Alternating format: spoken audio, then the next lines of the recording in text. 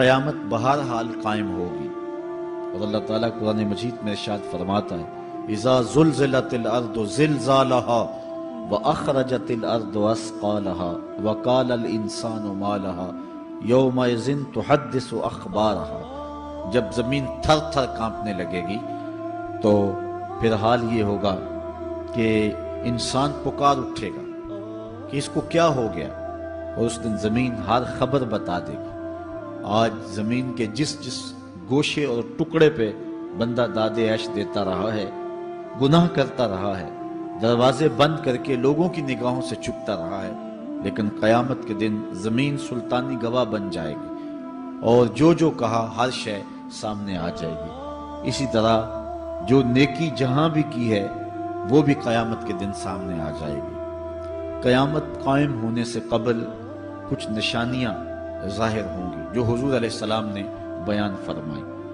قیامت کب قائم ہوگی اس کے وقت کا تعین نہیں فرمایا، بلکہ جب بھی آئے گی اچانک آئے گی، لیکن اتنا بتایا کہ دن جمعۃ المبارک کا ہوگا اور عاشورے کا دن ہوگا، 10 محرم الحرام کی تاریخ ہوگی، اور شام کے میدان میں میدان محشر لگے گا۔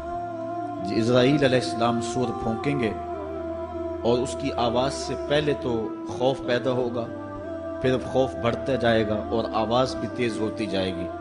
اس کی تیزی اور ہولناکی ایسی ہوگی کہ کانوں کے پردے پھٹنے لگیں گے، پھر اس کے بعد جو ہے وہ ہر شے اڑنے لگے گی۔ اللہ تعالیٰ جل شانہ نے سورہ الواقعہ کے اندر پہاڑوں کی حالت کو بیان کیا ہے۔ جب سور پھونکا جائے گا، قیامت واقعہ ہوگی، تو فرمایا کہ پھر تم اس طرح ہو جاؤ گے جس طرح کہ روزن سے آنے والی روشنی میں اور دھوپ میں جو باریک باریک ذرے ہوتے ہیں۔ کبھی آپ نے دیکھا ہو اندھیرے کمرے میں کسی جانب سے تھوڑا سا سوراخ اور اندر دھوپ آ رہی ہو، تو آپ ایک گوشے اور زاویے میں کھڑے ہو کے دیکھیں تو اس میں چھوٹے چھوٹے اڑتے ہوئے ذرات دکھائی دیتے ہیں۔ ان کو اگر آپ ہاتھ میں پکڑے مٹھی کھولے تو کچھ نہیں ہوں گے، ہوتے تو ہیں لیکن باریک اتنے ہیں کہ وہ نظر نہیں آتے، تو ان کو عربی میں ہوا کہتے ہیں۔ اللہ تعالیٰ ارشاد فرماتا ہے یہ بڑے بڑے پہاڑ، یہ کیٹو، یہ ماؤنٹ ایورسٹ، یہ جو ہے وہ بڑے بڑے عالی نسب پہاڑ اس طرح ریزے ریزے اور ٹکڑے ٹکڑے ہو جائیں گے جس طرح روزن کی روشنی کے اندر چھوٹے چھوٹے باریک اور مہین ذرے ہوتے ہیں، جن کو تم تھامو پکڑو تو تمہارے ہاتھ میں تمہیں دکھائی نہیں دیتے، صرف دھوپ میں دیکھتے ہو۔ تو اس طرح یہ پہاڑ اتنے باریک حصوں میں بٹ جائیں گے، وہ اتنا زوردار جھٹکا ہوگا، اور انسانوں کو وہ جھٹکا زمین سے کھینچ کے باہر لے آئے گا۔ جتنے بھی قبروں میں گڑے ہوئے مردے ہوں گے، جب وہ جھٹکا آئے گا جس کو اللہ تعالیٰ نے ارشاد فرمایا اذا زلزلت الارض زلزالها واخرجت الارض اثقالها، زمین سارے بوجھ اگل دے گی، حتیٰ کہ درخت جڑوں سمیت باہر آ جائیں گے، پہاڑ اپنی تمام تر قوتوں سمیت جڑوں سمیت باہر آ جائیں گے، اور جتنے بھی زمین کے اندر دفینے اور خزانے ہیں سب باہر آ جائیں گے، قبروں میں گڑے ہوئے مردے بھی باہر آ جائیں گے، پھر اس کے بعد ٹوٹ پھوٹ کا شکار ہوں گے، پوری کائنات موت کی آغوش میں چلی جائے گی۔ یہ قیامت کا دن بہرحال قائم ہوگا۔ کافر کہتے تھے کہ جس قیامت سے ہمیں ڈراتے ہو وہ لاؤ کہاں ہے، تو ان کے مطالبے پہ فوراً قیامت قائم تو نہیں کی جا سکتی تھی۔ اللہ تعالیٰ جل شانہ نے فرمایا محبوب ان کو کہو تم بھی انتظار کرو، میں بھی انتظار کرتا ہوں، اور جس دن کا وعدہ دیا ہے وہ تم دیکھ لو گے۔ اور سورہ الواقعہ میں ارشاد فرمایا اذا وقعت الواقعہ لیس لوقعتها کاذبہ، جس دن وہ قائم ہوگی تو پھر کوئی انکار نہیں کرے گا۔ آج موت کا انکار کوئی نہیں کرتا، کسی دھرم میں، کسی مذہب میں، کسی عقیدے میں، کسی فرقے میں، کسی گروہ میں، کسی طبقہ زندگی میں آپ موت کا انکار نہیں پاتے۔ موت ہے ہنگامہ آرا کلزم خاموش میں، ڈوب جاتے ہیں سفینے موج کی آغوش میں، لیکن آج موت کا انکار نہیں ہوتا۔ قیامت کا انکار کرنے والے لوگ بہت سارے ہیں جو کہتے ہیں یہ دنیا سب کچھ ہے۔ آج کل تو بہت سارے مسلمانوں کا انداز بھی یہ ہو گیا ہوا ہے کہ وہ قولن تو نہیں لیکن جو عملی زندگی ہے وہ اسی بات کی گواہی دے رہی ہے جس طرح سب کچھ یہی دنیا ہو اور آخرت کوئی نہیں ہے۔ رویہ، انداز، طرز زندگی اور انداز معاشرت اسی کی طرف اشارہ دے رہے ہیں اور اسی بات کی چغلی کھا رہے ہیں کہ بس یہی دنیا ہے، بابر بیش کوش کہ عالم دوبارہ نیست۔ بابر نے کہا تھا کہ جو ہے وہ عیش کر لے، زندگی سے لطف اٹھا لے، دوبارہ زندگی نہیں ہے۔ اور آج یہ بات بھی کہی جاتی ہے، یہ جہاں مٹھا اگلا کس نے ڈٹھا، اور یہ سارے قیامت کے انکار کی صورتیں ہیں۔ لیکن آج اگر کوئی مانتا یا نہیں مانتا، لیکن ایک وقت آئے گا پھر کوئی بھی انکار نہیں کر سکے گا۔ آج جو قیامت کے قیام پذیر ہونے کی تدہیق کرتا ہے اور دلائل دیتا ہے کہ یہ دن قائم نہیں ہوگا، قیامت کے دن وہ بھی انکار نہیں کر سکے گا، اس لیے کہ آنکھوں کے سامنے سب کچھ ہو جائے گا، جس طرح آج موت کا انکار نہیں ہوتا۔ تو ارشاد فرمایا جب وہ واقعہ پذیر ہو جائے گی پھر کوئی بھی اس کو جھٹلانے والا نہیں ہوگا۔ لیکن قیامت سے قبل کچھ واقعات ہوں گے جس سے لوگوں کو آگاہ کیا جائے گا کہ وہ قیامت کے آنے سے قبل اپنے اعمال سے توبہ کر لیں۔ آج تو توبہ کا دروازہ کھلا ہے، لیکن قرب قیامت میں سورج مغرب سے دوبارہ طلوع ہو جائے گا، جو ہی غروب ہوگا، غروب ہونے کے بعد دوبارہ طلوع ہو کے عصر کے وقت پہ آ جائے گا، اور پھر اس کے بعد دوبارہ غروب ہو جائے گا۔ تو یہ قیامت سے 40 سال پہلے ہوگا، اس کے بعد توبہ کا دروازہ بند کر دیا جائے گا۔ اگر کوئی توبہ کرے گا بھی تو قبول نہیں ہوگی۔ آج ہمیں موقع دیا گیا ہے کہ مرنے سے 1 سال پہلے بھی توبہ کر لیں، 1 مہینہ پہلے بھی توبہ کر لیں، موت سے 1 دن پہلے بھی توبہ کر لیں، 1 گھنٹہ پہلے بھی توبہ کر لیں، 1 لمحہ پہلے بھی توبہ کر لیں۔ اللہ تعالیٰ یہ نہیں دیکھتا کہ اس کی ساری زندگی گناہوں میں گزری ہے، وہ دیکھتا ہے میرا بندہ آخر میری چوکھٹ پہ آ گیا، وہ پچھلے سارے گناہ معاف فرما دے۔ بلکہ حضور علیہ السلام نے صحابہ کو ایک مثال سے سمجھایا کہ ایک آدمی جنگل میں سفر کر رہا تھا، اور اونٹ کے اوپر اس کا سامان بھی تھا، اس کی ضروریات زندگی بھی تھی، اس کا توشہ بھی تھا، کھانا پینا بھی تھا، خود بھی سوار تھا۔ چلتے چلتے جنگل میں کسی درخت کے ساتھ اپنا اونٹ باندھ کر کے وہ دوپہر کاٹنے کے لیے، سستانے کے لیے وہاں کچھ دیر کے لیے رکا۔ نیند آئی، تھوڑی دیر کے بعد جب آنکھ کھلی تو کیا منظر دیکھتا ہے کہ اونٹ نہیں ہے، اس کے اوپر ہی اس کا سامان ہے، زیادہ سفر ہے۔ اب صحرا میں اونٹ کا کھو جانا گویا زندگی کا کھو جانا ہے۔ اس بات کا ادراک وہ لوگ رکھتے ہیں جنہوں نے صحراؤں کا سفر کیا ہے۔ ہمارے اگر یہاں اس شہری آبادی میں، ہمارے اس ملک میں اگر کوئی شخص جو ہے وہ قافلے سے بچھڑ جائے، پیچھے رہ جائے تو وہ بات اور ہے۔ یہاں انسانی آبادی ہے، اور جنگلوں میں، صحراؤں میں جہاں کئی کئی 100 میل تک کوئی انسانی اور حیوانی آبادی نظر نہیں آتی، تو وہاں سواری کا اور توشہ سفر کا جو ہے وہ ہٹ جانا اور جدا ہو جانا اور گم جانا، یہ سیدھی سیدھی موت ہے۔ اب اس نے دائیں بائیں بھاگ کر کے دیکھا کہ اونٹ کہیں ملے، لیکن اونٹ نہیں ملا، تو وہ دوبارہ آ کے اس درخت کے ساتھ ٹیک لگا کے بیٹھ گیا موت کے انتظار میں کہ اب توشہ سفر بھی گیا، سامان سفر بھی گیا، سواری بھی گئی، اور یہاں کوئی انسانی آبادی بھی نہیں ہے، تو اب موت کا ہی انتظار ہے۔ تو وہ موت کے انتظار میں بیٹھ گیا۔ اچانک اس کو نیند آ گئی، تھوڑی دیر کے بعد آنکھ کھلی تو اس نے کیا منظر دیکھا کہ اونٹ جو ہے وہ اس کے پاس کھڑا ہوا ہے اور ماں ساز و سامان کھڑا ہوا ہے۔ تو پھر اس کو اتنی خوشی ہوئی، اونٹ کیا ملا، زندگی مل گئی۔ اس نے کہا اللہم انت عبدی وانا ربک، اے اللہ تو میرا بندہ اور میں تیرا رب۔ کہنا اس نے یہ تھا اے اللہ میں تیرا بندہ اور تو میرا رب، لیکن فرحت و مسرت سے، وفور خوشی سے اس کی زبان بل کھا گئی، اور اسے خوشی میں ہوش ہی نہ رہا کہ میں کیا کہہ رہا ہوں۔ وہ کیا کسی نے کہا تھا کہ جب بھی تیری قربت کے امکان نظر آئے ہم اتنے خوش ہوئے کہ پریشان نظر آئے، یا وہ کسی نے کہا تھا کسی کے آنے سے ایسے ہوش اڑے ساقی کے، شراب سیخ پہ ڈالی اور بوتل میں کباب۔ تو کبھی ایسا بھی ہو جاتا ہے کہ انسان وفور مسرت کے اندر جو کہنا ہوتا ہے اس کے برعکس کوئی بات کہہ دیتا ہے، یہ اس کی خوشی کی انتہا کی کیفیت ہے۔ تو اس نے کہا اللہم انت عبدی وانا ربک، اے اللہ تو میرا بندہ اور جو ہے وہ میں تیرا رب۔ یہ جوش مسرت سے یہ بات اس کے منہ سے نکلی۔ حضور نے صحابہ کو فرمایا صحابہ بتاؤ اس بندے کو کتنی کو خوشی ہوئی ہے؟ صحابہ نے عرض کی حضور بہت زیادہ خوشی ہوئی ہے۔ تو حضور علیہ السلام نے فرمایا جب کوئی بندہ توبہ کر کے مالک کی دہلیز پہ پلٹ آتا ہے اللہ تعالیٰ اس سے بھی زیادہ خوش ہوتا ہے کہ یہ میرا بندہ میری دہلیز پہ آ گیا، یہ توبہ کے دروازے پہ آ گیا۔ تو اس لیے قیامت سے قبل توبہ کا دروازہ کھلا ہوا ہے، لیکن 40 سال قبل توبہ کا دروازہ بند ہوگا، سورج مغرب سے طلوع ہوگا، پھر کوئی توبہ کرنا چاہے گا بھی، بلکہ ہر کوئی توبہ کرنا چاہے گا، لیکن پھر توبہ جو ہے وہ قبول نہیں ہوگی۔ اس طرح اور بہت سارے واقعات قیامت سے قبل جو ہیں وہ ظاہر ہوں گے، جن کی نشاندہی حضور نبی رحمت صلی اللہ علیہ وسلم نے فرمائی ہے۔ حضرت حذیفہ بن اسید انصاری رضی اللہ تعالی عنہ فرماتے ہیں کہ حضور تشریف لائے اور ہم کسی امر میں بات کر رہے تھے، تو حضور علیہ السلام نے ارشاد فرمایا کہ تم کس چیز کا تذکرہ کر رہے ہو؟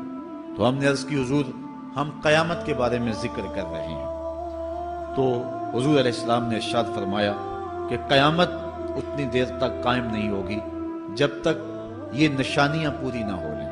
ان میں سے ایک حضور نے دھوئیں کا ذکر فرمایا، دوسرا دجال کا تذکرہ کیا، تیسرا دابت الارض یعنی یاجوج اور ماجوج کا تذکرہ کیا کہ وہ نکلیں گے، اس طرح سورج کا مغرب سے نکلنا اس کا ذکر کیا، حضرت عیسیٰ علیہ السلام کے نزول کا ذکر کیا۔ اسی طرح حضور علیہ السلام نے زمین کا 3 جگہوں سے بیٹھ جانے کا ذکر کیا، ایک مشرق میں، ایک مغرب میں اور ایک جزیرہ عرب میں، زمین دھنس جائے گی نیچے، اس کا ذکر کیا۔ اور یمن کی جانب سے ایک آگ نکلے گی جو لوگوں کو دھکیل کر کے شام کے میدان میں لے آئے گی، اس کا تذکرہ کیا۔ فرمایا جب تک یہ نشانیاں پوری نہیں ہو جاتی اتنی دیر تک قیامت قائم نہیں ہوگی۔ تو یہ قیامت کے آنے سے قبل جو ہیں وہ نشانیاں ہیں جو ظاہر ہوں گی۔ اس کے علاوہ قیامت آنے سے کچھ اس سے بھی پہلے نشانیوں کا ظہور ہوگا، جس کا ذکر حضور نبی رحمت صلی اللہ علیہ وسلم نے ارشاد فرمایا۔ حدیث جبریل اس پہ بہت معروف ہے، جس کو حضرت عمر بن خطاب رضی اللہ تعالیٰ عنہ روایت کرتے ہیں۔ آقا کریم علیہ السلام کی خدمت میں کہتے ہیں ہم حاضر تھے کہ ایک شخص آیا کہ جس کے سیاہ کالے بال تھے اور سفید رنگ کا اس نے لباس پہنا ہوا تھا، اہل مدینہ سے وہ تھا نہیں، اور اس کے چہرے پر، لباس پر، بشرے پر آثار سفر بھی ظاہر نہیں تھے۔ اگر مقامی ہوتا تو ہم جانتے ہوتے، اور اگر باہر سے آیا ہوتا تو اس کے چہرے پر، لباس پر جو ہے وہ سفر کے آثار ہوتے۔ اس زمانے میں اس طرح کے سفر تو نہیں تھے آسانی اور سہولت والے، تو جو بھی سفر کر کے دور سے آتا تو اس کا چہرہ بتاتا یہ مسافر ہے۔ تو کہا مسافر لگتا نہیں تھا اور اہل مدینہ سے تھا نہیں۔ ہم پریشان تھے کہ یہ کون ہے، لیکن وہ آیا اور حضور علیہ السلام کی خدمت میں اپنے زانو بچھا کر کے بیٹھ گیا۔ فَأَسْنَدَ رُكْبَتَيْهِ إِلَىٰ رُكْبَتَيْهِ، اپنے دونوں گھٹنے اس نے حضور علیہ السلام کے گھٹنوں سے جوڑے اور حضور کی خدمت میں یوں ادب سے بیٹھ گیا۔ پھر اس نے حضور علیہ السلام سے اسلام کے بارے میں پوچھا، حضور علیہ السلام نے جواب دیا۔ پھر اس نے کہا بالکل آپ نے سچ فرمایا ہے۔ ہم حیران ہوئے، خود ہی سوال کرتا ہے اور خود ہی تصدیق کرتا ہے۔ پھر اس نے حضور سے ایمان کے بارے میں پوچھا، حضور نے کچھ ارشاد فرمایا ایمان یہ ہے، تو اس نے کہا بالکل صدقتا، آپ نے سچ کہا ہے۔ تو ہم پھر حیران ہوئے کہ خود ہی یہ سوال پوچھ رہا ہے اور خود ہی اس کی تائید کر رہا ہے۔ پھر اس نے احسان کے بارے میں پوچھا، تو حضور علیہ السلام نے اس کو جواب دیا کہ احسان یہ ہے کہ اللہ کی عبادت اس طرح کرے کہ تو اسے دیکھ رہا ہے، اور اگر یہ کیفیت نہیں ہے تو کم از کم یہ کیفیت پیدا کر لے کہ وہ تجھے دیکھ رہا ہے۔ اس نے کہا آپ نے سچ کہا۔ پھر اس کے بعد اس نے کہا مجھے اب قیامت کے بارے میں بتائیں۔ حضور علیہ السلام نے فرمایا جو ہے وہ مسئول سائل سے عالم نہیں ہے۔ تو اس نے کہا اچھا پھر مجھے قیامت کے کچھ نشانیاں بیان فرما دیں۔ تو حضور علیہ السلام نے اس شخص کو جو نشانیاں بیان فرمائیں وہ یہ تھی کہ لونڈی اپنی مالکہ کو جنم دے گی، بکریاں چرانے والے، اونٹ چرانے والے، ننگے پاؤں والے اور ننگے بدن والے تم دیکھو گے کہ عمارتیں بنانے میں ایک دوسرے سے آگے بڑھنے کی کوشش کریں گے۔ بہرحال تھوڑی دیر تک وہ حضور کی خدمت میں بیٹھا رہا۔ اس کے بعد جب چلا گیا تو تھوڑی دیر گزری تو حضور نے فرمایا عمر جانتے ہو یہ شخص کون تھا؟ عرض کی اللہ و رسولہ عالم، اللہ اور اس کا رسول جانتا ہے۔ فرمایا یہ جبریل امین تھا جو تمہیں تمہارا دین سکھانے کے لیے آیا تھا۔ تو حضرت جبریل امین نے آ کر کے حضور سے جو 4 سوالات کیے ان میں سے ایک سوال یہ تھا قیامت کب آئے گی اور قیامت کی نشانیاں کیا ہیں؟ تو حضور نے یہ نشانیاں بیان فرمائیں کہ لونڈی اپنی مالکہ کو جنم دے گی، اور یہ نشانی اب ہمارے سامنے ہے کہ آج اولادیں اپنے جو ہے وہ ماں باپ کی آقا بنی ہوئی ہیں، بیٹی آج ماں کی حکمران بنی ہوئی ہے۔ یہ دور جس کی نشاندہی کی وہ بالکل آج ہمارے سامنے ہے۔ حضرت ابو ہریرہ رضی اللہ تعالیٰ عنہ سے ایک روایت ہے جس کو نبی رحمت صلی اللہ علیہ وآلہ وسلم سے وہ بیان کرتے ہیں۔ بینما النبی صلی اللہ علیہ وسلم یحدث اذ جاء اعرابی فقال متی الساعہ۔ حضرت ابو ہریرہ فرماتے ہیں کہ ہم حضور کی خدمت میں بیٹھے ہوئے تھے، ایک شخص حاضر ہوا، اس نے حضور سے کہا کہ حضور قیامت کب آئے گی؟ یہ سوال کیا، متی الساعہ، قیامت کب آئے گی؟ آقا کریم علیہ السلام نے اس کو جواب دیا، اذا ضیعت الامانہ فانتظر الساعہ، جب امانت کو ضائع کر دیا گیا تو سمجھ لے قیامت آ گئی۔ جب امانت کو ضائع کر دیا جائے گا تو سمجھ لے قیامت آ گئی ہے۔ قالا کیف اضاعتها، عرض کی حضور امانت کو ضائع کرنا کیا مفہوم رکھتا ہے، اس کا مطلب کیا ہے؟ تشریح پوچھی حضور سے، تو حضور علیہ السلام نے جو جواب دیا وہ سماعت کیجئے۔ قال اذا وسد الامر الى غیر اہلہ فانتظر الساعہ، فرمایا جب معاملات نااہل لوگوں کے سپرد کر دیے جائیں تو سمجھ لے کہ قیامت آ گئی۔ جب مسندوں کے اوپر مسندوں کے حقدار نہیں ہوں گے، جب زاغوں کے تصرف میں عقابوں کا نشیمن آ جائے گا، جب تخت و تاج کے مالک غدار، بے دین اور نااہل لوگ ہوں گے، جب تخت و تاج کی حکمرانی اور مسلح و امامت کے مسند کے اوپر بیٹھنے والے بھی نااہل ہوں گے، تو پھر سمجھ لینا کہ قیامت جو ہے وہ ظاہر ہو رہی ہے، اور قیامت کا پھر انتظار کرنا۔ آج جس زمانے سے ہم گزر رہے ہیں، ہم ذرا نظر اٹھا کر کے دیکھیں تو جس بھی منصب پر ہم کسی شخص کو دیکھتے ہیں، الا ماشاءاللہ کثیر تعداد یہی ہے کہ نااہل لوگ جو ہیں وہ عالی مرتبت مناصب کے اوپر بیٹھے ہوئے ہیں، جو کہ ان کے حقوق کو اور ان کے انتظام کو بھی نہیں جانتے، جو اس مسند کے تقاضوں سے بھی آگاہ نہیں ہیں، وہ بھی اس مسند کے اوپر بیٹھے ہوئے ہیں۔ ایک زمانہ تھا، یہ ہمارے بچپن کی کہانی ہے، کہ ایک مرتبہ اسمبلی میں بحث ہوئی آبپاشی کے بارے میں، کہ فصلوں تک معقول پانی نہیں پہنچتا اور جو ہے وہ فصل اچھے طریقے سے جو ہے وہ نہیں اگ پا رہی، اور ہمارا ملک زرعی ملک ہے، تو اس کے بارے میں سوچا جائے۔ تو بہرحال اس پہ جب بحث شروع ہوئی تو ایک رکن اسمبلی اٹھا، اس نے کہا کہ پہلی بات تو یہ ہے کہ فصلوں تک پانی پہنچتا ہی نہیں ہے، اور دوسری بات یہ ہے جو پہنچتا بھی ہے وہ بھی راستے میں جو بجلی والے ہیں وہ بجلی نکال لیتے ہیں، اب وہ بجلی نکل چکی ہوتی ہے پانی سے، اب وہ خالی پانی جو ہے وہ فصلوں کو کیا کرے گا؟ تو جب نااہل لوگ ایسی مسندوں کے اوپر اور ایسے مناصب کے اوپر بیٹھے ہوئے ہوں گے اور ہم لوگ ان کو منتخب کرتے ہیں، تو پھر آپ قیامت کا انتظار کیجئے، پھر قیامت آنے میں کوئی دیر نہیں ہے۔ تو حضور علیہ السلام نے 2 لفظوں کے اندر قیامت کے بارے میں یہ بات ارشاد فرما لی۔ یہ میں نے آپ کو اپنے بچپن کی کہانی سنائی ہے، لیکن اس دور کی کوئی ایک کہانی ہو تو میں آپ کے سامنے رکھوں۔ اس دور میں تو جو عالی مرتبت مناصب کے اوپر بیٹھے ہوئے انہیں سورہ فاتحہ تک نہیں آتی، سورہ اخلاص تک نہیں آتی ہے، تو اب بتاؤ کہ یہ قیامت کے قرب کی علامت ہے کہ نہیں ہے؟ آپ دیکھیں جس تخت پہ بھی، جس تاج پہ بھی، اور جس مسند اور منصب پہ بھی جو موجود ہے، کیا وہ اس کا حق ادا کر سکتا ہے یا اس کی اہلیت رکھتا ہے؟ وہ کیا کسی شاعر نے کہا تھا کہ ہر شاخ پہ الو بیٹھا ہے، انجام گلستاں کیا ہوگا؟ اور رومی نے اپنے زمانے میں کہا تھا کہ سگ وزیرو گرگ میرو موشرا درباں شود، این ارکان سلطنت ملک را ویراں شود۔ یہ ایک دردناک کہانی ہے، لیکن قیامت کی نشانیوں کے حوالے سے آپ اس بات کو سمجھیں اور حضور علیہ السلام کے فرمان کی روشنی کے اندر ہم اپنے حالات کا جائزہ لیں۔ حضرت انس رضی اللہ تعالی عنہ سے ایک روایت ہے، کہتے ہیں سمیت رسول اللہ صلی اللہ علیہ وسلم یقولو، میں نے حضور علیہ السلام کو فرماتے ہوئے سنا ہے۔ یہ حضرت انس رضی اللہ تعالیٰ عنہ وہ صحابی ہیں جنہوں نے 10 سال تک حضور کی نوکری کی ہے، اور کہتے ہیں 10 سال میں ایک بار بھی ایسا نہیں ہوا کہ حضور نے مجھے اف بھی کہا ہو۔ کہتے ہیں کبھی ایسا ہوتا کہ میرے ہاتھ سے کوئی برتن ٹوٹ جاتا، ازواج مطہرات جو ہیں وہ اس پہ ناراض ہونے لگتی تو حضور علیہ السلام روک دیتے، فرماتے اسے کچھ نہ کہو، اس برتن کی عمر ہی اتنی لکھی ہوئی تھی، یہ اتنے عرصے کے لیے ہی پیدا کیا گیا تھا۔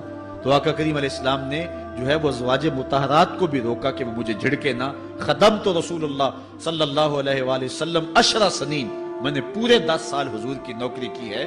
بلکہ جب آپ کہیں گے کہ حضور کے خادم کا نام کیا ہے، سارے صحابی حضور کے خادم ہیں، لیکن نام حضرت انس رضی اللہ تعالی عنہ کا آئے گا، یہ حضور علیہ السلام کے خادم خاص ہیں، اور حضور سے بہت ساری باتیں انہوں نے سنی ہیں۔ تو ان باتوں میں سے ایک بات کہتے ہیں، سمیت رسول اللہ صلی اللہ علیہ وسلم یقولو، میں نے رسول کریم صلی اللہ علیہ وسلم کو کہتے ہوئے سنا، ان من اشراط الساعۃ ان یرفع العلم، قیامت کی نشانیوں میں سے ایک نشانی یہ ہے کہ علم اٹھا لیا جائے گا، جہالت پھیل جائے گی، علم اٹھا لیا جائے گا۔ آج لفظ زیادہ ہو گئے ہیں، انفارمیشن زیادہ ہو گئی ہے، لیکن جس کو علم کہا جاتا ہے، جو مومن کے سینے کا جمال اور نور ہے، آج وہ اٹھا لیا گیا ہے۔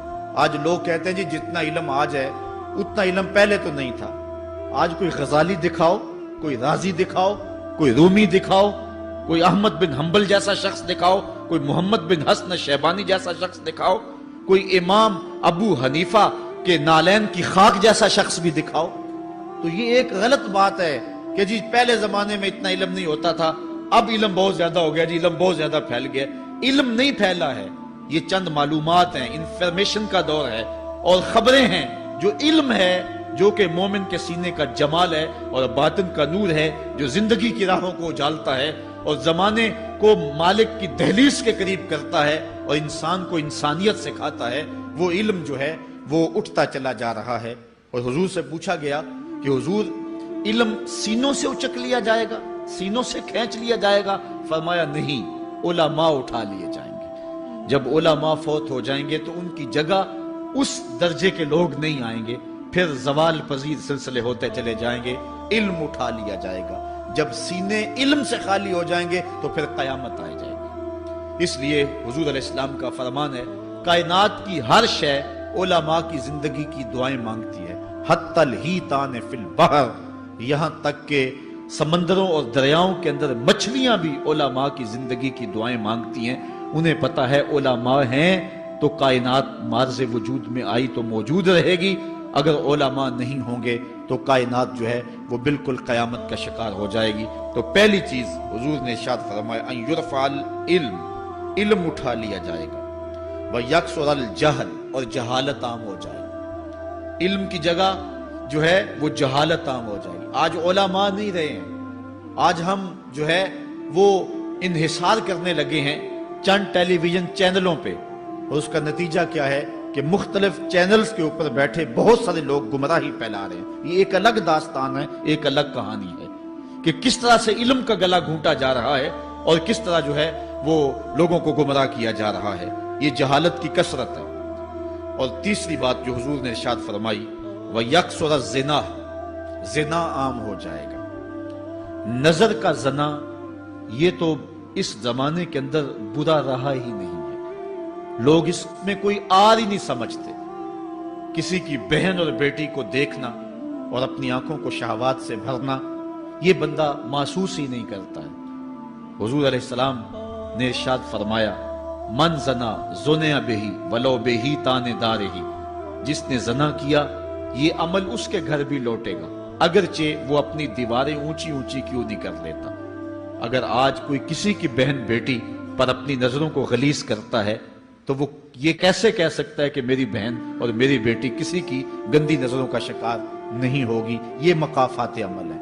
گندم از گندم بروید جو ز جو، از مقافات عمل غافل مشو۔ اس لیے بدکاری پھیل جائے گی، نظر کی بدکاری اور ہر طرح کی بدکاری، اور یہ اتنا برا اور کبھی کام ہے کہ اللہ تعالیٰ جل شانہ نے قرآن مجید میں اسے کھلی بے حیائی قرار دیا ہے۔ آج میڈیا کے ذریعے، آج انٹرنیٹ کے ذریعے، اور یہ جو موبائل پیکج کی مصیبت نکلی ہے، اس سے معاشرے کا امن خراب ہو گیا اور معاشرے کے اندر حیا کا جوہر جو ہے وہ لوٹ لیا گیا ہے۔ اپنی نسلوں کی حفاظت کریں، ان کے ہاتھوں سے جو ہے وہ ناول چھینیں، اور ان کے ہاتھوں سے جو ہے وہ اس طرح کی مخرب اخلاق سیڈیز چھین لیں، اور ان کے ہاتھوں میں اللہ کا قرآن دیں اور رسول کریم علیہ السلام کی احادیث تھمائیں۔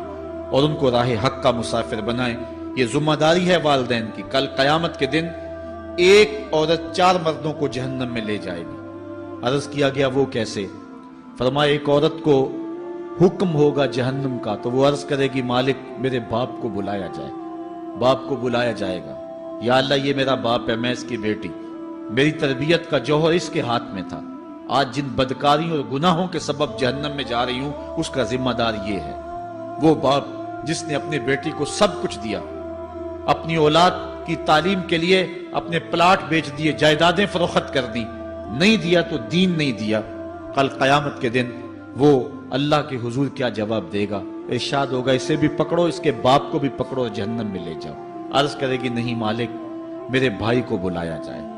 بھائی کو بلایا جائے گا، مالک یہ میرا بھائی ہے، میں اس کی غیرت تھی، میں جن راہوں پہ چل کر کے تیرے عتاب اور تیرے قہر و غضب کی حقدار بنی اس کا ذمہ دار یہ ہے۔ اگر یہ مجھے روکتا، اپنی آبرو کی حفاظت کرتا، اپنی ناموس کا پہرا دیتا تو میں ان راستوں کی مسافر کیسے بنتی؟ میری خرابی کا ذمہ دار یہ ہے۔ اب وہ بھائی کیا جواب دے گا جو چوکوں اور موڑوں پہ کھڑا ہو کے آنے اور جانے والی بہنوں اور بیٹیوں کو دیکھتا ہے اور یہ سمجھتا ہے کہ میری بہنیں اور میری بیٹیاں گھر میں محفوظ ہیں؟ وہ قیامت کے دن کیا جواب دے گا؟ ارشاد ہوگا اسے بھی پکڑو، اس کے باپ کو بھی پکڑو، بھائی کو بھی پکڑو، جہنم میں لے جاؤ۔ عرض کرے گی نہیں مالک میرے شوہر کو بھی بلایا جائے۔ بلایا جائے گا، مالک یہ میرا شوہر ہے اور میں اس کی بیوی، میری تربیت کا جوہر ماں باپ کے بعد اس کے ہاتھ میں تھا اور اس کے پاس طلاق کی دھمکی ایسی چیز تھی، مجھے جو چاہتا منواتا اور جس انداز میں ڈھالنا چاہتا مجھے ڈھال لیتا، لیکن اس نے مجھے کبھی راہ حق کی طرف نہیں بلایا تھا۔ وہ شوہر کیا جواب دے گا جو خود اپنے دوستوں کو چائے پہ بلا کے اور اپنی بیوی کو سامنے برہنہ منہ بٹھا کے بعد میں اس کے حسن کی داد مانگتا ہو، بتاؤ بھابی کیسی ہے؟ تو وہ کیا جواب دے گا قیامت کے دن؟ ارشاد ہوگا اس کو بھی پکڑو، اس کے باپ کو بھی، اس کے شوہر کو بھی اور اس کے بھائی کو بھی جہنم میں لے جاؤ۔ عرض کرے گی نہیں مالک میرے بیٹے کو بھی بلایا جائے۔ بیٹے کو بلایا جائے گا، مالک یہ میرا بیٹا ہے، میں اس کی ماں ہوں، میرے سینے میں اس کے لیے تڑپتی ہوئی ممتا تو نے رکھی تھی، یہ روٹھ جاتا تو زندگی اجاڑ ہو جاتی، جو بھی چاہتا ضد کر کے منوا لیتا، مجھے کسی کے گھر کے برتن بھی مانجنے پڑے تو میں نے اس سے بھی گریز نہیں کیا، اس کی ہر فرمائش کو پورا کیا، اپنا زیور بیچ کے اس کی تعلیم مکمل کروائی۔ اگر یہ ضد کرتا کہ امی آپ نماز نہیں پڑھتی، میں آپ کے ہاتھ کا کھانا نہیں کھاؤں گا، امی آپ یہ عمل کیوں کرتی ہیں، یہ شریعت میں جائز نہیں ہے، تو میں جو ہے وہ کھانا نہیں کھاؤں گا، تو کیا میری ممتا مجبور نہ ہو جاتی؟ اس نے ساری زندگی کیا مجھے اس کے بارے میں کوئی کہا تھا، نیکی کی طرف بلایا تھا، بدی سے روکا تھا؟ جس بیٹے نے اپنی ماں سے ہر ضد پوری کروائی ہو تو اس نے صرف دین کے بارے میں کوئی ضد نہیں کی ہے، تو وہ کل قیامت کے دن کیا جواب ہوگا؟ ارشاد ہوگا اسے بھی پکڑو، اس کے باپ کو بھی پکڑو، اس کے خامن کو بھی پکڑو، بھائی کو بھی پکڑو، بیٹے کو بھی پکڑو اور پانچوں کو گھسیٹ کے جہنم میں لے جاؤ۔ فرمایا ایک عورت 4 مردوں کو قیامت کے دن جہنم میں لے جائے گی۔ اس لیے میں اور آپ آج دیکھ لیں کہ ہمارا آخرت کا معاملہ کیا ہونے والا ہے اور ہم نے اس دنیا کے اندر کس طرح اپنی حفاظت کرنی ہے۔ چوتھی چیز جو حضور نے ارشاد فرمائی، وَيَكْسُرَ شُرْبَ الْخَمْرِ، اور شراب پینا عام ہو جائے گا۔ یہ قرب قیامت کی علامت ہے۔ آج ہماری ایلیٹ کلاس میں اور ہمارے آیان حکومت، آیان سلطنت اور سیاستدانوں اور جو ہے وہ عالی نسب خاندان جو شمار کیے جاتے ہیں، ان میں شراب پانی کی طرح سمجھی جاتی ہے۔ اور آج ہمارے ملک کے اندر جو ہے وہ کتنے شراب خانے موجود ہیں اور کتنے ٹنوں کے حساب سے جو ہے وہ بیرون ملک سے شراب درآمد کی جاتی ہے۔ یہ قرب قیامت کی نشانی ہے کہ شراب عام ہو جائے گی۔ ایک روایت میں آتا ہے شارب الخمر کعابد الوثن، شراب پینے والا بت پوجنے والے کی طرح۔ کتنا سخت فرمایا گیا، اور کل قیامت کے دن سخت رسوا ہوگا جو دنیا کے اوپر شراب پیتا رہا ہوگا۔ اللہ تعالی ہم سب کو محفوظ فرمائے۔ وَيَقِلَّ الرِّجَالُ وَيَكْثُرُ النِّسَاءُ، اور ایک نشانی حضور نے یہ ارشاد فرمائی کہ مرد تھوڑے ہو جائیں گے اور عورتیں زیادہ ہو جائیں گی۔ ایک تو عورتوں کی افزائش زیادہ ہوگی، اور دوسری بات مختلف ہنگاموں میں، حادثات میں اور جنگوں میں مرد قتل کر دیے جائیں گے اور عورتیں زیادہ ہو جائیں گی، یہاں تک کہ حضور نے فرمایا حتی یکونا لخمسین امراتن القیم الواحد، یہاں تک کہ 50 عورتوں کا ایک مرد منتظم ہوگا۔ 50 عورتیں ہوں گی اور کمانے والا صرف ایک مرد ہوگا۔ یہ قرب قیامت کے حالات ہیں جو حضور نے بیان کیے۔ حالات اس طرف بڑھ رہے ہیں اور ایک وقت وہ آنے والا ہے کہ بالکل جو حضور نے فرمایا وہ چیزیں سامنے آئیں گی۔ حضرت ابو سعید خدری رضی اللہ تعالی عنہ سے ایک روایت سنیے۔ حضور نے ارشاد فرمایا، مجھے قسم ہے اس رب کی جس کے قبضے میں میری جان ہے، اتنی دیر تک قیامت نہیں آئے گی، یہ وقت بھی آئے گا کہ جانور انسان سے باتیں کریں گے، انسان ان کی بولی سمجھے گا اور وہ ان سے باتیں کریں گے۔ وَحَتَّى تُكَلِّمَ الرَّجُلَ عَزْبَةُ صَوْتِهِ، اور اس کے کوڑے کی جو رسی ہے، اس کا جو پھندنا ہے، وہ بھی انسان سے باتیں کرے گا۔ وَالشِّرَاقُ نَالِهِ، اور اس کے جوتے کا تسمہ بھی اس سے بات کرے گا۔ یخبر فاخذہ بما احدث اہلہ بعدہ، اس کا گھٹنا اس کو بتا دے گا اس کے بعد میں اس کے گھر والوں نے جو باتیں کی۔ یہ حالات پیدا ہو جائیں گے۔ آج موبائل اور جدید ٹیکنالوجی آ رہی ہے تو اس بات کو سمجھنا مشکل نہیں ہے۔ اس زمانے کے اندر جب کہ ان چیزوں کا تصور بھی نہیں تھا، صحابہ نے پھر بھی یقین کیا کہ ہوگا، حضور نے کہا ہے اور آگے بیان کیا، اور آج تو حالات نظر آ رہے ہیں کہ بالکل جو حضور نے بتایا وہ سب کچھ جو ہے وہ ہونے والا ہے۔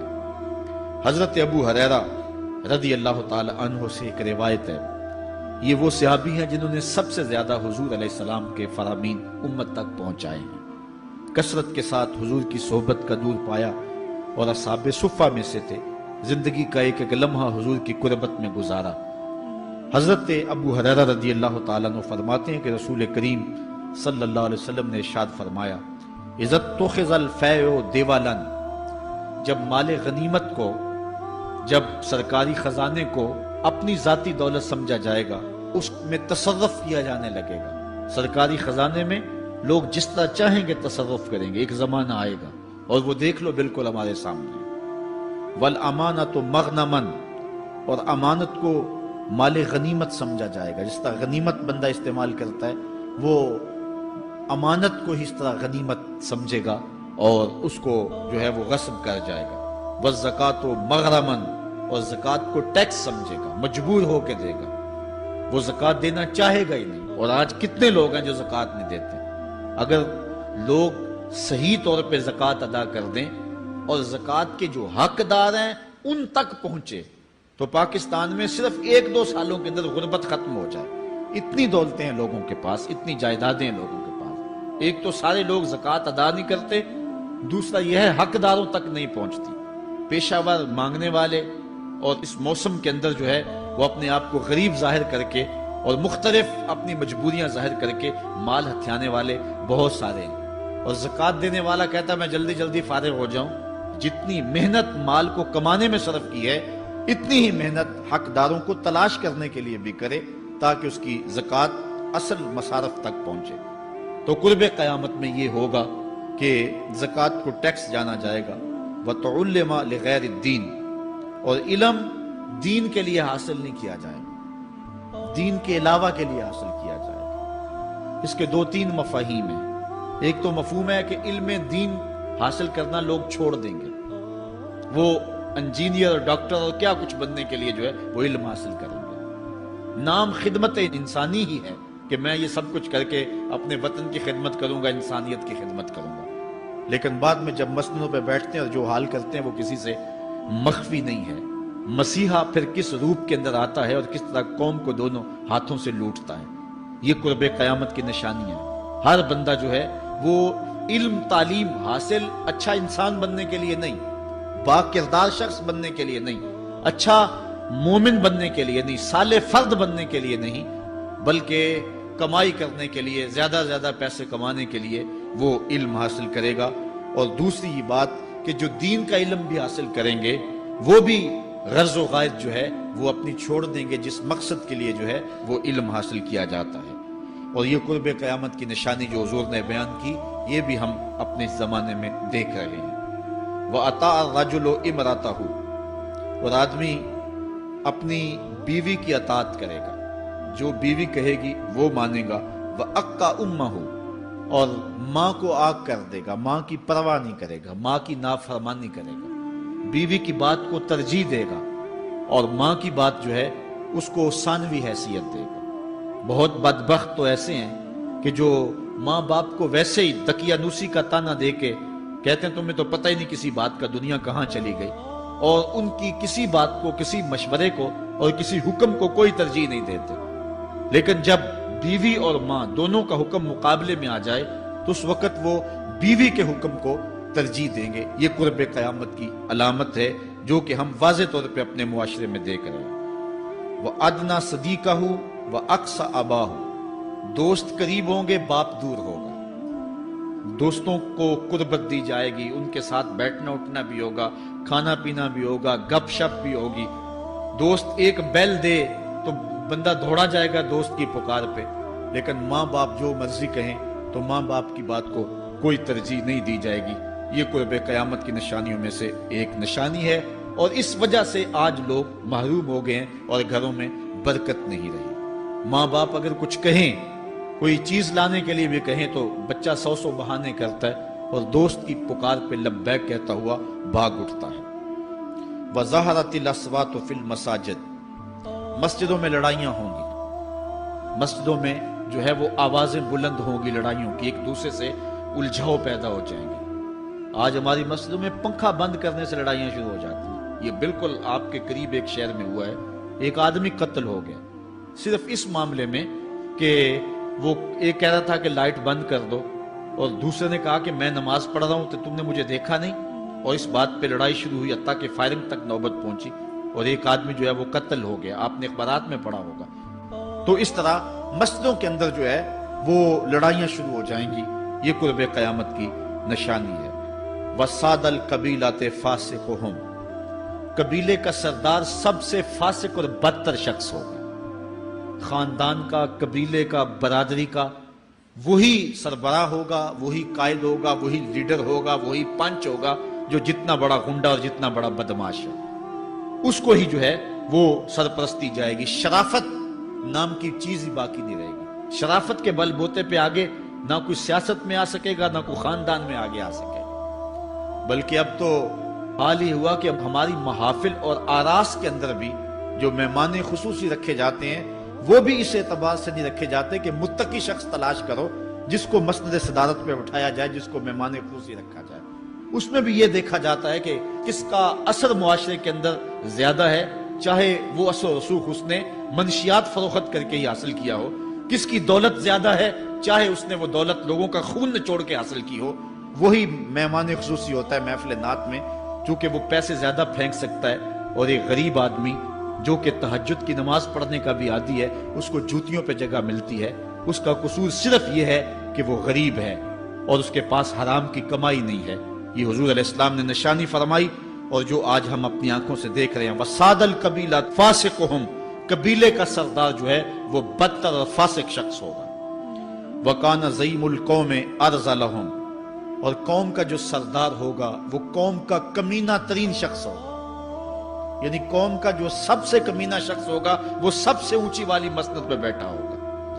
اور آپ دیکھ لیں، صرف پاکستان میں نہیں پوری دنیا پہ دیکھ لیں کہ ایسا نہیں دیکھ رہے ہم کہ جو بدبخت ہے، جو کمینہ ترین شخص ہے، فلک نے بخشی ہے انہیں خواجگی، جو جانتے نہیں روش بندہ پروری کیا ہے، جن کو اپنے نفع نقصان کا بھی نہیں پتا، اپنے آپ کا بھی شعور نہیں ہے، ہم کون ہیں، کس لیے آئے ہیں، جو مقصد حیات سے بھی آگاہ نہیں ہے، تو وہ قوم کے سردار ہوں گے، سیاسی تنظیمیں ہوں یا دیگر تنظیمات ہوں، الا ماشاء اللہ۔ اکثر حال یہی ہے جو اللہ کے محبوب علیہ السلام نے بیان فرمایا، جہاں کہیں بھی شرافت، نجابت اور اچھے لوگوں کو برتری ہے، آہستہ آہستہ وہ کم ہوتی چلی جائے گی، اور یہی ہوگا سارے کا سارا نظام جب قیامت آئے گی تو یہی ہوگا کہ جتنا برا شخص ہوگا، جتنا کرپٹ شخص ہوگا، جتنا ظالم شخص ہوگا، جتنا ڈاکو لٹیرا اور انتہائی کمینہ صفت شخص ہوگا، وہی جو ہے وہ قوموں کا سردار ہوگا۔ وَأُكْرِمَ الرَّجُلُ مَخَافَةَ شَرِّهِ، اور آدمی کی عزت اس کی شر سے بچنے کے لیے کی جائے گی۔ فلاں بندے سے اگر تعلقات قائم نہ رکھے تو ہمیں نقصان پہنچائے گا۔ آج 10 نمبر کا غنڈہ بھی ہو تو لوگ اس سے تعلق ضرور استوار رکھتے ہیں، یہ فخر سمجھتے ہیں۔ آج کل افطار پارٹیاں ہو رہی ہیں اور اس میں ان کو بلایا جاتا ہے دعوت افطار پر جنہوں نے روزے ہی نہیں رکھے ہوئے۔ یہ افطار پارٹیاں نہیں ہیں، یہ ایک تماشا ہے جو لگایا جاتا ہے۔ اس لیے یہ ایک مزاج ہوگا قرب قیامت میں جس کا بیان حضور علیہ السلام نے کیا، جبکہ ہم ہر روز یہ اللہ سے وعدہ کرتے ہیں وَنَخْلَعُ وَنَتْرُكُ مَن يَفْجُرُ، دعائے قنوت میں کہتے ہیں اے اللہ جو تیرے حکموں کو توڑتا ہے ہمارا اس سے کوئی تعلق نہیں ہوگا۔ یہ روز عہد کرتے ہیں لیکن مسجد سے نکل کے اس عہد کو توڑ دیتے ہیں، بلکہ بہت سارے تو مسجد کے اندر ہی توڑ دیتے ہیں۔ وَظَهَرَتِ الْكَيْنَاتُ وَالْمَعَازِفُ، اور گانے والی اور بجانے والی عورتیں اور گیت گانے والی عورتیں، رنڈیاں، یہ جو ہیں وہ گانا شروع کر دیں گی اور یہ عام ہو جائے گا۔ اب تو حد ہو گئی کہ مذہب کے نام سے بھی یہ سب کچھ ہو رہا ہے۔ یہ شام کلندر کے نام سے جو پورے ملک کے اندر ایک جو ہے تقریب شروع ہوئی ہے، اس میں جو ہے ان عورتوں کو بلایا جاتا ہے اور لکھا ہوتا ہے باقاعدہ اشتہاروں کے اوپر کہ فلاں جو ہے وہ گانے والی آئے گی اور وہ جو ہے وہ اپنا کلام پیش کرے گی، اور یہ مذہب کے نام پہ ہو رہا ہے۔ اور حد یہ ہو گئی کہ یہ بڑھتا ہی چلا جا رہا ہے، اس کو روکنے کی گو مربوط کوششیں بھی نہیں ہوئی، لیکن ایک ایسا عمل تھا کہ جس کو ہر صاحب شخص برا سمجھتا ہے، لیکن اس کے باوجود یہ پھیلتا چلا جا رہا ہے۔ اور جو کچھ معاشرے میں ہو رہا ہے وہ حضور علیہ السلام نے پہلے ہی نشاندہی کی۔ وَشُرِبَتِ الْخُمُورُ، اور شرابیں پی جائیں گی، رنڈیاں ناچیں گی، گانے گائیں گی اور شرابیں پی جائیں گی۔ وَلَعَنَ آخِرُ هَذِهِ الْأُمَّةِ أَوَّلَهَا، اس امت کے بعد میں آنے والے لوگ پہلے گزروں پر لعنت کریں گے۔ کہیں انہیں تو پتہ ہی نہیں ہے۔ پاکستان کے اندر باقاعدہ آرٹیکل چھپے اخبارات میں کہ محمد بن قاسم جو ہے وہ ڈاکو تھا، سلطان محمود غزنوی لٹیرا تھا، یہ مضامین شائع ہوئے۔ صحابہ کو گالیاں نہیں دی جا رہی، کتنے لوگ ہیں جو صحابہ کو برا بھلا کہتے ہیں، اور حضور علیہ السلام کے والدین طیبین جن کی وساطت سے یہ درے اور گوہر شاہوار ہمیں نصیب ہوا، ان والدین کو ممبروں پہ بیٹھ کے کیا جہنمی نہیں کہا جا رہا؟ تو یہ وہ زمانہ، کیا امام حسین کو باغی نہیں کہا جا رہا؟ پہلے لوگ اندر داخل ہو کے کرتے تھے اور کتابچے چھاپتے تھے، اب آہستہ آہستہ ممبروں پہ بھی آ گئے اور یہ بات کہی جانے لگی ہے۔ اس پر باقاعدہ اجتماعات منعقد ہوتے ہیں، اس پہ کہا جاتا ہے۔ ایک ٹی وی چینل کے اوپر یزید کو جو ہے وہ رحمت اللہ تعالی علیہ کہا گیا، کیا کچھ نہیں ہوا، یہ سب کچھ آپ کے سامنے ہے، یہ حضور نے بیان فرمایا، یہ ہونا تھا۔ آقا کریم علیہ السلام نے ارشاد فرمایا وہ وقت آئے گا کہ جو آخر والے ہوں گے وہ سمجھیں گے کہ ہم ہی جو ہے وہ دیندار ہیں، ہمیں دین کا ٹھیکہ، اور پچھلوں پر لعنت بھیجیں گے کہ انہیں کیا پتا تھا دین کا۔ آج پچھلوں کے عقائد پر حملے ہو رہے ہیں اور انہیں مشرک کہا جا رہا ہے۔ میں نے ایک دن کہا تھا، یہ بڑے زور سے کہا جاتا ہے جو یا رسول اللہ کہ وہ مشرک ہو جاتا ہے۔ میں نے کہا دیکھو اس فتوے کا اثر کہاں تک جاتا ہے۔ حضور علیہ السلام کے سارے صحابی آقا کریم علیہ السلام کی موجودگی کے اندر بھی، اور پھر دیکھیے مسلمہ کذاب کے مقابلے میں جو جنگ لڑی گئی، اس جنگ کے اندر حضرت خالد بن ولید نے لکھا کہ کافر بھی اللہ اکبر کا نعرہ لگاتے ہیں، ہم بھی اللہ اکبر کا نعرہ لگاتے ہیں، فرق نہیں معلوم ہوتا اپنا کون سا ہے اور بیگانہ کون سا ہے۔ تو حضرت صدیق اکبر نے لکھا کہ جب وہ اللہ اکبر کا نعرہ لگائیں تم اس کے جواب کے اندر یا محمد آہو کا نعرہ لگاؤ۔ وَقَانَ شِعَارُ الْمُسْلِمِينَ يَوْمَئِذٍ یا محمد آہو، اس دن مسلمانوں کا شعار ہی یہ تھا، جو یا محمد یا رسول اللہ کہتا تھا وہی مومن مانا جاتا تھا، باقی کو تہہ تیگ کر دیا جاتا تھا۔ تو اگر یا رسول اللہ کہنا شرک ہے تو پھر سارے صحابی، وہ 10,000 صحابہ جو جنگ یمامہ میں شامل تھے، ان کے بارے میں پھر کیا کہو گے؟ پھر حضرت زین العابدین کے بارے میں کیا کہو گے جو کربلا کے میدان میں مدینے کی طرف منہ کر کے کہہ رہے ہیں یا رحمت للعالمین ادرک لزین العابدین؟ پھر حضرت زینب کے بارے میں کیا کہو گے؟ یا محمد آہو یا محمد آہو ھذا حسین مزمل بالدماء، جو کربلا میں کھڑا ہو کے کہہ رہی ہیں اے میرے نانا حضور، اے محمد عربی، آپ کے حسین کو دیکھو خون میں نہا گیا ہوا ہے۔ تو پھر کیا یہ فتویٰ تمہارا کہاں تک پہنچے گا؟ نہ صحابہ بچیں گے، نہ اہل بیت بچیں گے، اور نہ اولیاء امت بچیں گے، جنہوں نے کہا تھا یا رسول اللہ انظر حالنا یا حبیب اللہ اسمع قالنا۔ تو یہ قیامت کی نشانیاں ہیں کہ اگلے جو ہیں وہ پچھلوں پر لعنتیں بھیجیں گے، ان کو برا بلا کہیں گے، صحابہ کو گالیاں، اہل بیت کو گالیاں، نواسب میں کیا کچھ نہیں کیا ہے۔ اور آج بھی جو دنیا کے اوپر ناسبی ہیں وہ اہل بیت کے بارے میں کیا کیا زبان استعمال نہیں کرتے، حضور کے والدین کے بارے کیا کچھ نہیں کہا جاتا۔ تو تو یہ سب کچھ ہونے والا ہے جو حضور علیہ السلام نے بیان کیا، کچھ ہو رہا ہے اور کچھ تم دیکھو گے اپنی آنکھوں کے سامنے۔ پھر ارشاد فرمایا فَارْتَقِبُوا عِنْدَ ذَلِكَ رِيحًا حَمْرَاءَ وَزَلْزَلَةً وَخَسْفًا وَمَسْخًا وَقَذْفًا وَآيَاتٍ تُتَابِعُ كَنِظَامٍ قُطِعَ سِلْكُهُ فَتُتَابِعُ۔ فرمایا کہ پھر جب یہ حالات ہوں گے اور یہ پوری طرح حالات معاشرے میں پیدا ہو جائیں گے تو پھر سرخ آندیاں آئیں گی، پھر انتظار کرنا سرخ آندیوں کا، وَزَلْزِلَةً اور زلزلے کا انتظار کرنا، وَخَسْفًا وَمَسْخًا وَقَذْفًا اور دھنسنے کا انتظار کرنا، اوپر سے پتھروں کے نازل ہونے کا اور شکلوں کے بگڑنے کا انتظار کرنا۔ اور آگے فرمایا وَآیَاتٍ اور ایسی نشانیاں آئیں گی ایک دوسرے کے پیچھے آئیں گی، جس طرح تسبیح کا دھاگا ٹوٹ جائے تو پیدل پہ اس کے دانے گرتے ہیں، تو یہ سارے عذاب جن کا ذکر حضور نے کیا میں مسلسل اوپر نیچے یہ تمہارے تک پہنچیں گے۔ حضرت انس رضی اللہ تعالیٰ عنہ سے ایک اور روایت لیتے ہیں، حضور علیہ السلام نے ارشاد فرمایا لا تقوم الساعۃ حتی یتقارب الزمان فتکون السنۃ کالشہر والشہر کالجمعہ وتکون الجمعۃ کالیوم ویکون الیوم کالساعۃ وتکون الساعۃ کالدرمۃ بالنار۔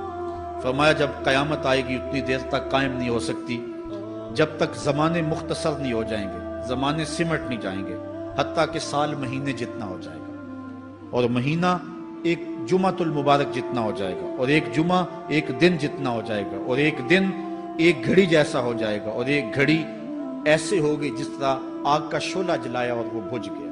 اور آج آپ دیکھ نہیں رہے کہ دن کتنی جلدی گزرتا۔ کسی زمانے میں ہم گرمیوں کی چھٹیاں کاٹتے تھے تو گزرتی نہیں ہوتی تھی گرمیوں کی چھٹیاں، لیکن آج آپ دیکھیں یہ دوپہر نہیں گزرتی ہوتی تھی۔ رمضان المبارک گرمیوں کے روزے جب ہمارے بچپن میں آئے تھے تو دوپہر نہیں گزرتی ہوتی تھی، لیکن آج وہی گرمیاں ہیں، لیکن ادھر سے سورج طلوع ہوتا ہے ادھر سے غروب ہو جاتا ہے۔ وقت سمٹ گئے، زمانے سمٹ گئے، اور یہ قرب قیامت کی نشانیاں ہیں۔ خرابی اتنی زیادہ ہوگی، حضور نے ارشاد فرمایا حضرت ابو ہریرہ سے ہے، آدمی گزرے گا اور ایک پرانی سی قبر دیکھے گا اور کہے گا وَيَقُولُ يَا لَيْتَنِي كُنْتُ مَكَانَ صَاحِبِ هَذَا الْقَبْرِ وَلَيْسَ بِهِ الدِّينُ إِلَّا الْبَلَاءُ۔ فرمایا انسان قبر کے قریب سے گزرے گا تو گزرتے ہوئے وہ ٹھنڈی آہ بھر کے کہے گا کاش کہ اس قبر کا مکین میں ہوتا، اور فرمایا دین سوائے آزمائش کے اور کچھ نہیں رہ جائے گا۔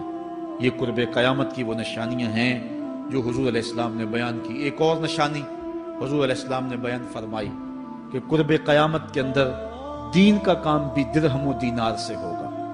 اس کے دو مفاہیم ہیں، ایک مفہوم تو یہ ہے کہ دین کا کام کرنے والے بھی پیسے ٹگے کے بغیر جو ہے وہ ایک قدم نہیں چلیں گے۔ کیا آج 2-2 3-3 لاکھ روپے نعت پڑھنے کے نعت خواں وصول ہم سے نہیں کر رہے؟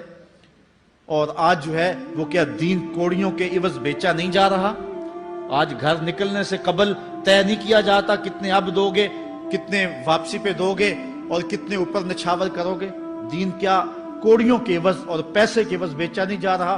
ایک اس کا مفہوم یہ ہے، اور دوسرا مفہوم اس کا یہ ہے قرب قیامت میں اگر کوئی دین کا کام کرنا بھی چاہے گا تو درہم و دینار کے بغیر نہیں ہو سکے گا، یعنی اس کو ضرورت ہوگی کہ میرے پاس مال ہو، حالات ہوں اور میں دین کا کام کروں۔ اگر اس کے پاس حالات نہیں ہوں گے تو دین کا کام اس کے لیے کرنا مشکل ہو جائے گا۔ جس طرح کسی زمانے میں علماء برگد کی چھاؤں میں بیٹھ کے اور لوگ ان کے پاس بھی آ گئے، کوئی وسائل کی ضرورت نہیں تھی، وہ پڑھا سکتے تھے، لوگ بیٹھ گئے۔ امام محمد بن حسن الشیبانی جب پڑھانے بیٹھے تو آپ کی مجلس میں جو لوگ آ کے سیکھتے تھے وہ تعداد ان کی تو بہت ساری تھی، لیکن جو باقاعدہ آپ کی باتوں کو لکھتے تھے وہ 4000 لوگ تھے۔ 4000 کلمے اور دواتیں حضرت امام محمد بن حسن شیبانی کی مجلس کے اندر پڑی ہوا کرتی تھی، اور باقی جو لوگ تھے حضرت غوث اعظم سیدنا شیخ عبد القادر جیلانی علیہ رحمہ آپ جب تشریف لائے، ملا علی قاری نے نزہۃ الخاطر الفاطر فی مناقب شیخ عبد القادر میں لکھا ہے کہ آپ کی ایک ایک مجلس کے اندر 70-70 ہزار لوگوں کا اجتماع ہوا کرتا۔ آج تھوڑے لوگ اکٹھے ہو جائیں تو ہم خوش بھی ہوتے اور حیران بھی ہوتے ہیں، اتنے لوگ اکٹھے ہو گئے۔ میاں ضرورت ہے لوگوں کی کہ وہ دین سیکھیں، وہ جائیں ایسی مجالس کے اندر، لیکن لوگ سمٹ جائیں گے، نہیں جائیں گے۔ وسائل کی ضرورت ہوگی، وہ برگد کے درخت کے نیچے بیٹھ کر کے بھی لوگ جو ہیں وہ علم کا چراغ روشن کرتے تھے۔ جب لارڈ میکالے نے نصاب تعلیم مرتب کیا اور درس نظامی کو اور جو ہے عصری علوم کو الگ کر دیا، تو یہ علماء ہی تھے کہ جنہوں نے برگد کے درخت کے نیچے، پیپل کے درخت کے نیچے بیٹھ کر کے علم کے چراغ کو روشن رکھا۔ لیکن آج اگر تم ایسا کرنا چاہو گے تو کیا ممکن ہوگا کہ اس چراغ کو تم روشن رکھ لو؟ آج وسائل کی بہر صورت ضرورت ہے، اور آج سے صدیوں قبل علماء نے یہ فتویٰ دیا تھا کہ صدقہ کرنا، زکوٰۃ ادا کرنا یا دیگر امور خیر میں خرچ کرنا بڑا نیکی کا کام ہے، لیکن سب سے بڑا نیکی کا کام اس دور کے اندر آج سے قبل علماء نے فتویٰ دیا تھا کہ دین کے طالب علموں پہ خرچ کرنا ہے۔ ان پہ اگر خرچ کریں گے تو یہ وہ ایک ایسا موقع ہے کہ جس سے آپ جو ہے وہ حقدار تک حق بھی پہنچا لیں گے اور اس سے دین کو بھی تقویت ہوگی۔ آفاق کے ہر گوشے میں قرآن سنا کر دم لینا، اب رکنا نہیں، اب تھمنا نہیں، فردوس میں جا کر دم لینا، آفاق کے ہر گوشے میں قرآن سنا کر دم لینا، اب رکنا نہیں، اب تھمنا نہیں۔ بسم اللہ الرحمن الرحیم۔ ہم جہد و عزیمت کے راہی، ہم جہد و عزیمت کے راہی، منزل پہ جا کر دم لیں گے، میدان عمل میں نکلے ہیں، میدان عمل میں نکلے ہیں، باطل کو مٹا کر دم لیں گے، ہم جہد و عزیمت کے راہی، منزل پہ جا کر دم لیں گے، آفاق کے ہر گوشے میں، آفاق کے ہر گوشے میں قرآن سنا کر دم لیں گے، اب رکنا نہیں، اب تھمنا نہیں، اب رکنا نہیں، اب تھمنا نہیں، فردوس میں جا کر دم لیں گے، ہم جہد و عزیمت کے راہی، منزل پہ جا کر دم لیں گے، میدان عمل میں نکلے ہیں، باطل کو مٹا کر دم لیں گے۔ اس دارالعلوم کی ایک ایک اینٹ میں پیار بھرا ہوا ہے، درد بھرا ہوا ہے، تو اس کے لیے دعا گو رہیں، اپنے تعاون سے بھی نوازتے رہیں۔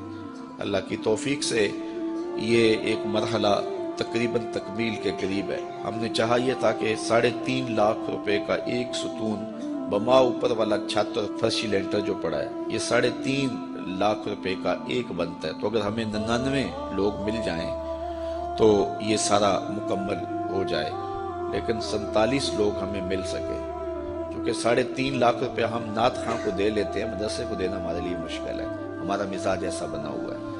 تو پورے ملک کے اندر اتنے لوگ ملے، اللہ ان کے رزق میں بے پناہ برکتیں عطا۔ باقی جن لوگوں نے انفرادی طور پہ کوشش کی، 2، 5، 7، 8، 10، 20 ہزار جتنی توفیق کوئی شامل ہوئے، تو یہ اتنا کام مکمل ہوا، اور یہ تھوڑا سا حصہ ہم نے یہ کچھ قرض لے کر کے ڈالا ہے، اور آگے والا حصہ بھی ہم نے جو ہے وہ تعمیر کرنا ہے۔ جب اوپر والی چھت کا مرحلہ پہنچے گا تو ایک ستون بما چھت کے صرف 2 لاکھ روپے تک جو ہے وہ ممکن ہوگا۔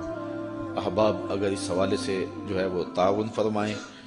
جامعۃ المصطفیٰ کے جو ماہانہ اخراجات ہیں اس سلسلے کے اندر باہر سے معاونت فارم اگر وصول کر لیں، ایک بچے کا اوسط خرچہ تقریباً 1200 سے 1500 روپے تک ہے، اگر ایک بچے کا خرچہ اپنے ذمے لے لیں، ہمارا نمائندہ ہر مہینے وصول کر لے گا، تو یہ 51 کی صورت ہوگی۔ بہرحال جس طرح جس سے بن پڑے، اپنے مرحومین کے سال ثواب کے لیے، اس کی تعمیر کے لیے آپ نے کوشاں رہنا ہے۔ جس نے ایک پائی بھی اس جامعہ کے لیے خرچ کی، اے اللہ اس کو جزائے جزیل دے۔ جس نے گزرتے ہوئے پیار کی نظر سے دیکھ بھی لیا، اس کو بھی جزائے جزیل عطا۔